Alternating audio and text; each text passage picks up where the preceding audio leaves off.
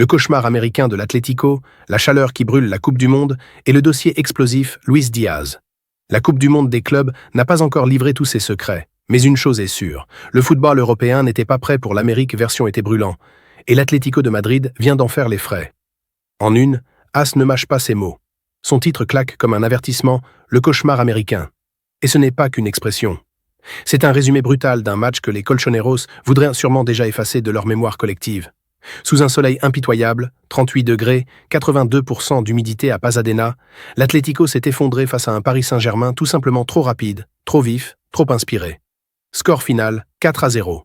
Un choc, une humiliation. Mundo Deportivo raconte en détail cette débâcle. Fabian Ruiz, Vitinha, Mayulu et Lee Kang-in ont tour à tour martyrisé les Madrilènes, pendant que Griezmann, fantomatique, semblait avoir laissé son statut de franchise player quelque part entre Ibiza et le banc de touche.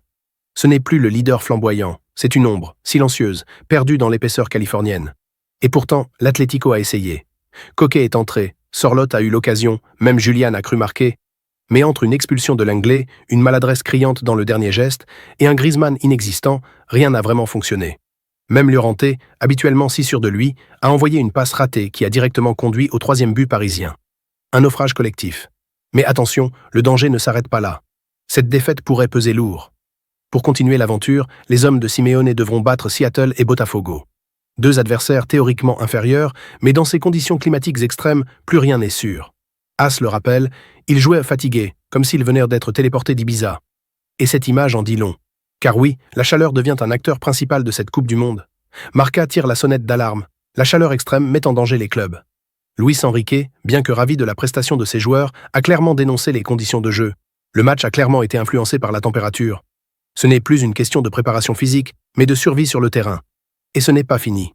Le calendrier impose des matchs à 15h, heure locale, en plein pic de chaleur, juste pour plaire aux audiences européennes. Résultat, des équipes exténuées, des risques de blessures et une qualité de jeu qui peut s'effondrer. À Miami, le Real Madrid, qui affrontera Al Hilal, devra composer avec 32 degrés Celsius au coup d'envoi. Même constat à Orlando pour Juventus Manchester City. Est-ce encore du football de haut niveau ou de la survie en terrain hostile?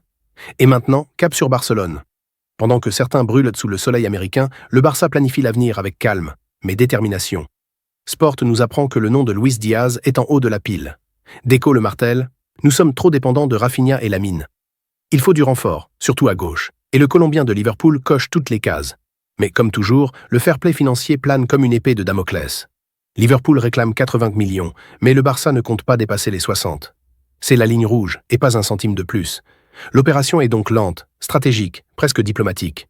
Mais elle est réelle, et elle pourrait bien rebattre les cartes d'un Barça qui veut, doucement mais sûrement, reconstruire une équipe compétitive, jeune et équilibrée. Et vous, que pensez-vous? L'Atlético peut-il se relever après un tel traumatisme? Le PSG est-il déjà le favori de cette Coupe du Monde? Faut-il revoir l'organisation des horaires dans cette compétition? Et surtout, Luis Diaz, à ce prix-là, est-il une bonne idée pour le Barça? Dites-nous tout en commentaire. Likez, partagez et abonnez-vous pour ne rien rater de cette Coupe du Monde des clubs aussi brûlante qu'imprévisible.